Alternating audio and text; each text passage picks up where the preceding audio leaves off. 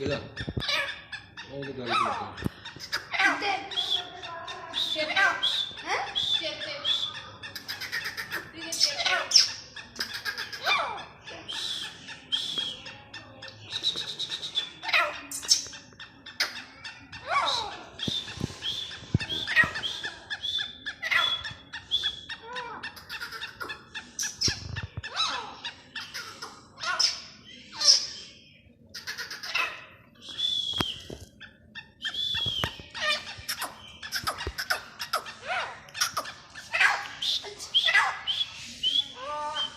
ਕਰਨਾ ਦੋਵਾਂ ਦੀ ਬੜਾ ਬਣਦੀ ਪਈ ਹੈ।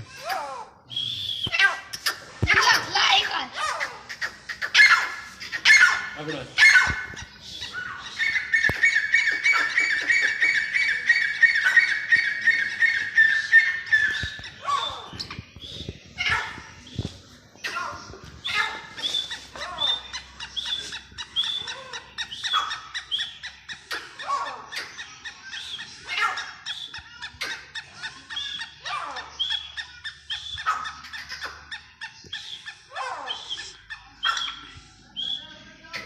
ਤੂੰ ਵੀ ਬੋਲ, ਤੂੰ ਵੀ ਬੋਲ, ਮੇਰੇ ਸਿਰ ਤੱਕ ਬਹਿ ਜਾ, ਇਹਨੂੰ ਬੋਲਣ ਦੇ ਕਾਰਨ ਨੂੰ। ਫਟੀ ਨੂੰ ਕੈਸੀ ਲੱਗਦੀ